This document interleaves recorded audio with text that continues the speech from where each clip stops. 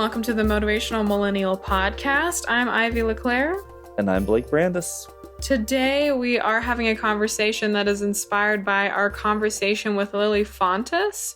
And the theme is around marathon versus sprint. So, Blake, what is the topic that came up for you today around marathon versus sprint in our conversation with Lily? So Lily is an incredible fitness thought leader and all-around health badass. And Indeed. and something that came up for me when she was talking was her big motto, never diet again. Because the whole idea is that dieting creates this cyclical, unsustainable effort where you change everything really quickly and it's massive and you try to achieve a short-term goal and then you go back to the way things were or worse. There's sort of this ballooning back. And it really made me think about how often there's this tension between the discomfort that causes us to want to change things versus the actual habits and repeated practices that create long-term sustainable improvements in our lives. So the distinction here would be between like dieting to get your beach body ready for the summer, where you just change everything, and then the summer hits, and you're like, yeah, I look awesome on the beach, woohoo! And then you go back to eating junk for the next 9 months or whatever. Mm-hmm. Versus a slower but more habit-based change in your nutritional routine, where you like eat more vegetables or try to eat fewer processed foods. It's not as sexy. You don't see as many immediate results and oh, wow.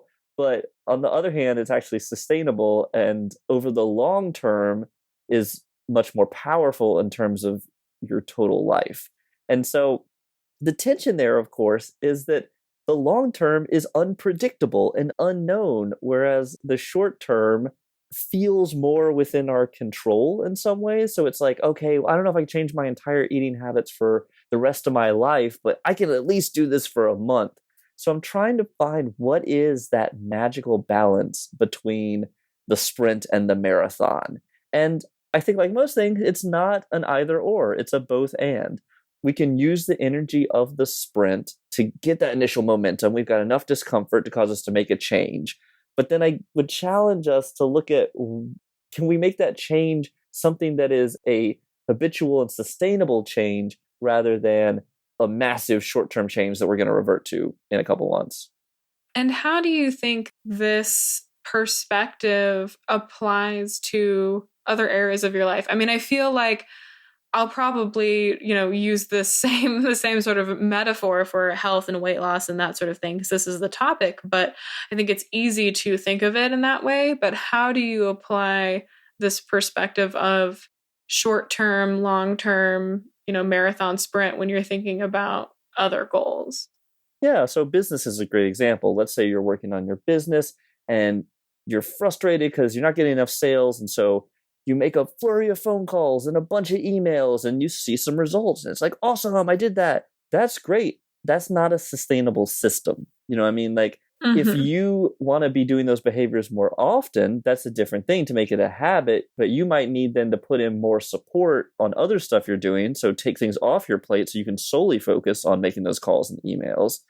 So it's really thinking about what systems do you need to put in place to support you over the long term. And Ivy, this is one of your amazing skills in our business, because I'm definitely that kind of like, I'm going to send 30 emails and make some magic happen. You're like, or we could set up a system where we could send out 2,000 emails over time and you don't have to manually type them all in. And I'm like, oh, right. So how do you use that systems-based thinking that your brain seems really to gravitate toward? How do you use that to make these more strategic decisions?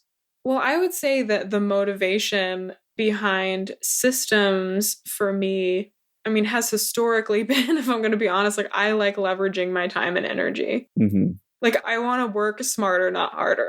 It's just really like, I because I enjoy having chill time, you know what I mean? So, but I think, this is such an interesting point and kind of leads me to what stood out for me or what I wanted to share today about the marathon versus sprint, because Mm-hmm.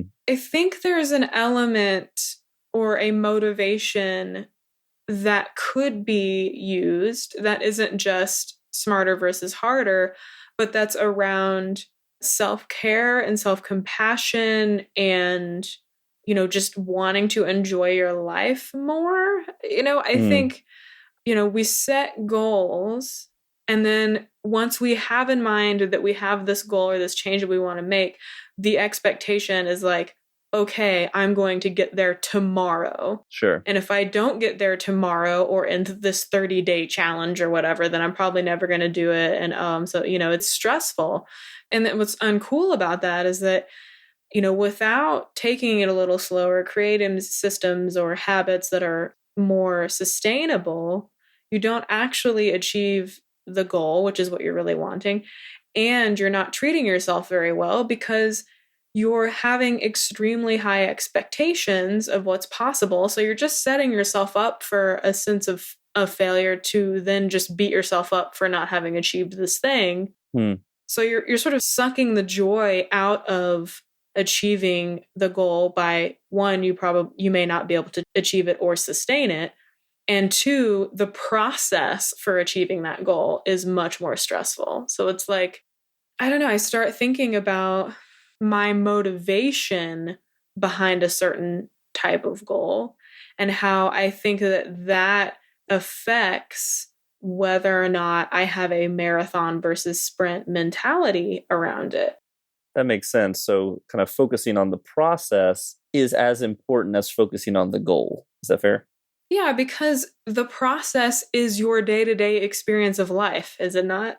you Sure. know? And so can we allow ourselves the day-to-day experience of life to be enjoyable versus being the grind because we're just assuming that the only way to achieve our goals is by hardcore grinding. Like, I'm not saying that it doesn't take work and effort and consistency, but what I am saying is I really appreciated that quote actually from Lily when she was talking in terms of, I don't know if it's specifically weight loss, but it was around health and wellness. Care for yourself and be consistent. Mhm. Care for yourself and be consistent. And for some reason that just really stuck out to me because I think about the way that I personally tend to make changes because I am not afraid of change. In fact, I think I'm pretty attracted to it.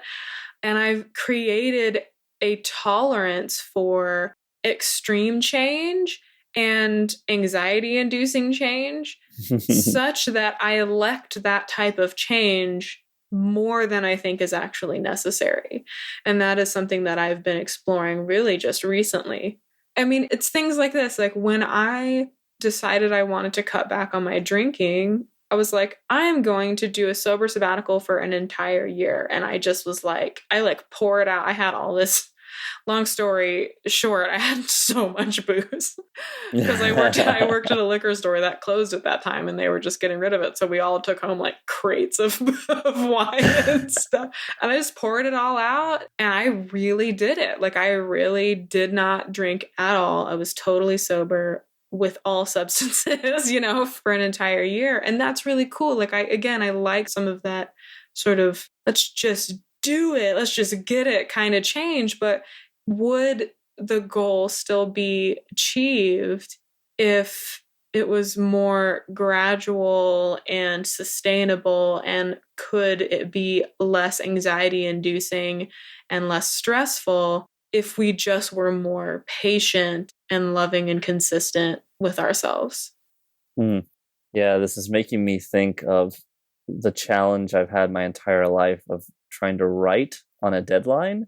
And that led to some rather mind-blowingly stressful periods of trying to condense like an entire semester's worth of writing into a week or 2 days or something. Oh no.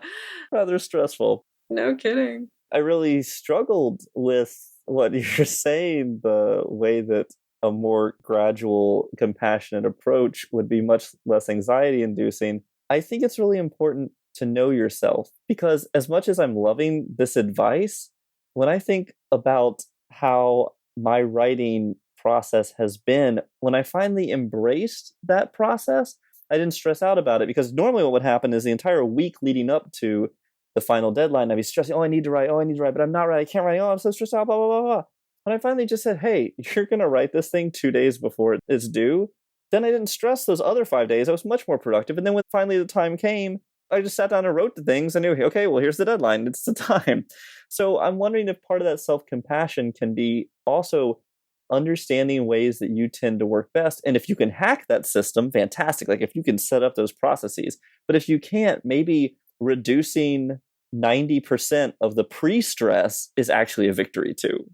Yeah, where you are not adding more stress to what could be a stressful process by having the expectation that you shouldn't be doing it the way that you are doing it.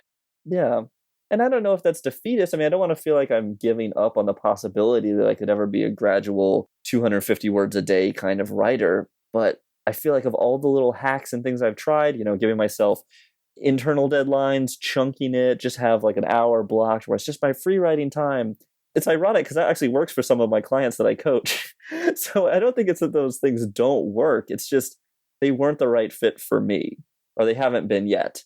Well, I think what's interesting is that these patterns that we have in our lives where we procrastinate or we, do the unsustainable, like trying to lose 60 pounds in 2 months or some crazy thing, I guess for me, I feel like it's about self-worth. Like, I really think that if we were to really uncover all of this, like, it's not just about how do I be the most efficient and sustainable and whatever, but it's like, really, what is causing the stress? I'm going to just lay out the two examples. One is the wait until you have a very stressful couple of days and you're stressed the whole entire time. Where is your sense of value potentially wrapped up in that paper and how good it has to be and how like the level of it has to be, like subconsciously? Also in the losing weight thing, are we Mm-hmm. losing weight because we want to enjoy our life more? And so we want to be able to use our body more and walk more and, do all of that? Or are we doing it because we feel like our self-worth is wrapped up in how we look in a bikini? So that's the shift that I think needs to happen. Not just let me just dress it up with all these different strategies, but how can I look at a deeper level at how my sense of self-worth is wrapped up in, because we all do this. We all feel like we're not enough at some level, or that we're not valuable, that we're not loved at some level. All human beings, I mean, it's human condition. And so these are expressed in all of these different ways. And how do we sort of self-sabotage and put pressure on ourselves and make our lives harder because there's a part of us that is equating these certain things with our self-worth? I mean, that's subconsciously why I think I tend to procrastinate some things, Right. And so that drives the perfectionism, because then we say, okay, if this is my self-worth and this is emblematic of who I am, then I want to be as perfect as possible, which is a very high bar to clear. And so then we stress out because it's like, okay, I need to do a really good job on this. Oh, it's really stressful to do a good job on this. I need to do something else that's less stressful. Right. I'm going to, and I think, this is like a wide spectrum that we're talking about right now because, body image has its whole bunch of other cultural stuff, but, doing really great on a paper has also cultural stuff around like productivity and being I guess, productive member of society is along the same line. So, I just wonder if it isn't necessarily about how those strategies can't work for you, but more about why the strategies aren't working or what's the underlying view of what those strategies mean. I mean, for me, it's like I'm noticing that if I have a goal for a long, long time and I'm putting all of this pressure on this goal, this vision, this expectation of myself, Mm-hmm. and it needs to happen and it needs to happen this quickly, like that can be so stressful that it doesn't matter how many different ways I look at slicing that tomato. I don't know where that analogy is coming from, but like that it's like, if I came to a perspective where I just knew that this vision I have of myself, it's going to be fun, it's going to be enjoyable. Actually, I want to be losing weight. Actually, I want to be here getting my PhD. This is Yeah. actually what I want for my life. That perspective helps, shift it so that the systems can be laid on top and be helpful in that way. And that's a great reminder of leaning into our inherent empowerment in any given situation where it can feel like, oh, I have to do this and I have to do it at a certain standard. And if I don't, I'll be terrible. I love what you just said there about flipping it and asking, how can this be fun? How can I make this experience, this process, right, actually as enjoyable as whatever I anticipate the outcome will be? And there is a certain part of this productivity culture and mindset that's like, it's only about the results. Like we hear this sometimes, it's all about results based achievement. Mm-hmm. And it's ironic because I think actually focusing more on the process would get us a lot better and more consistent results over Mm-hmm. time. At least for me, I know that's the case. And so, to your point, it makes me wonder if instead of reading productivity books, I should have been reading self-compassion books and going to therapy. That might have I had think we more all should be reading process. self-compassion books and going to therapy. That's true. And I think it would have created a healthier process than like doubling down and telling myself, no, this is so important and you have to do this. And you're right, it's that drill sergeant mentality. And Mm-hmm. I'm sure for some people, I actually have some friends who say they've got like a little inner drill sergeant and that actually motivates them. And I say, hey, if that drill sergeant's working for you and you actually like who you are, then great. But I think, especially for those of us who are emotionally sensitive, that beating ourselves up maybe sometimes is a short-term motivator, but in the long term, to your point, we tend to have a very low self-worth and say, okay, well, you can't get anything done in the time frame you actually want to do it. You can only do it when there's a deadline and you have to. What does that say about you and your capacity to control yourself and use your own willpower and actualize your being? Like, it comes with all these judgments laden on it. So yeah, it's such a challenging process. Yeah, I mean, and I would argue that we're all emotional beings. Like humans are emotional beings. Sure. We may have adapted ourselves to be more intellectual or focused in our mind because it's easier to cope with life if you're not worried about the pain or loss or loneliness, whatever stuff that you're feeling. But I just think at some point, the drill sergeant is going to be limited because it's not allowing the other voices. I mean, if you're going to use a drill sergeant, there's another type of voice that you can have in your head that's like holding you responsible. That's like in some of the training that I'm taking right now with coaching, it's talking about spiritual adult or nurturing parent, where it's like, I am holding you as strong and I'm holding you accountable. And so you need to get this done because you want to get it done. It's important to you. You said you were going to get it done, but it's not, you need to get this done because otherwise you're a worthless human being. You know what I mean? That's the drill sergeant. You know what I mean? So it's like just noticing the nuance. It is a nuance, but it's very important because the spiritual adult / nurturing parent, that voice has a compassion to it, has a love to it for yourself. Like, I hold for you that you can do this and I believe in you and you got to go do it.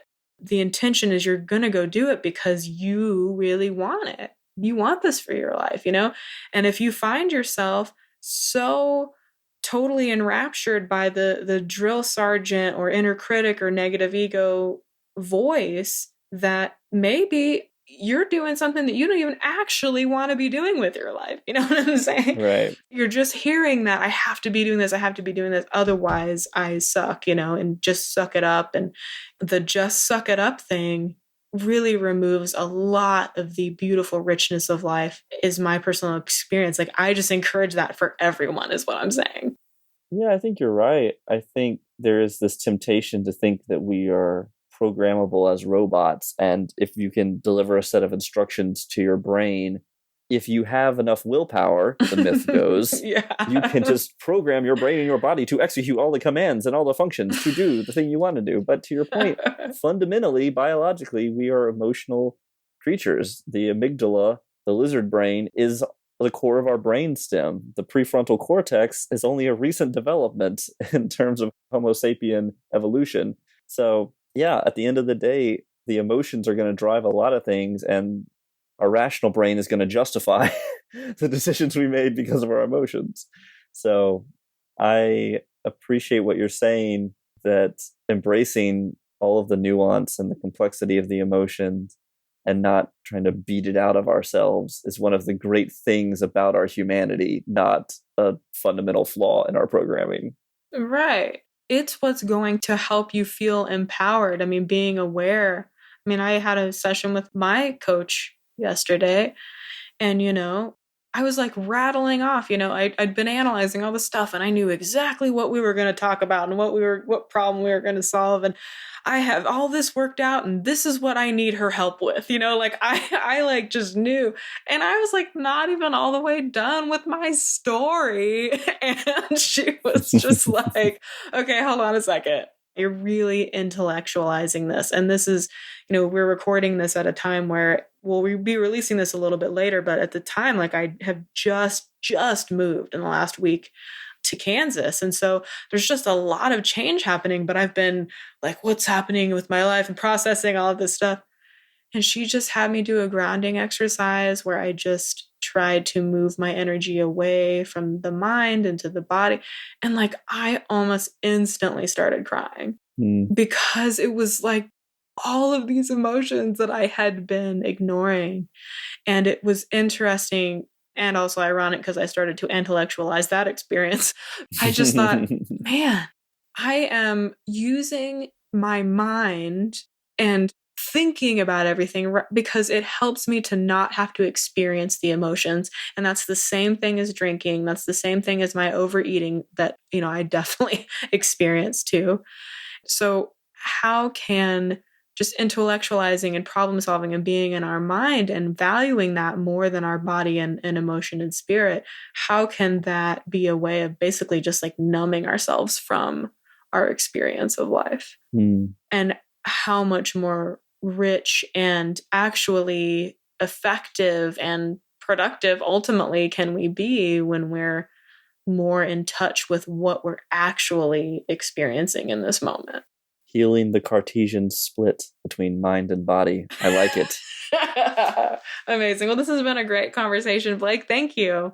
Thank you, Ivy. And thank you to our wonderful listeners. We hope you have had some healing, and we are wishing you much success, whether you're currently in the middle of a marathon, a sprint, somewhere in between, you're on a beach, whatever you're doing in your life and whatever pace you're going. We hope you have some self-compassion and self-care along the way. So thank you. We look forward to catching you next week on the Motivational Millennial Podcast. Bye. For show notes and previous episodes, or to learn more about our coaching and event offerings, visit motivationalmillennial.com. That's millennial, MILLENNIAL. Keep in touch with us at facebook.com/motivationalmillennial. We'd love to hear from you. Shoot us an email with your thoughts, comments, and suggestions at podcast@motivationalmillennial.com. And tell us who you might like to hear from, or if you think you or anyone you know would be good for the show. Our theme music was composed and performed by our very own Blake Brandis. The Motivational Millennial Podcast is edited by Brittany Felix. Have a great week, Motivational Millennials!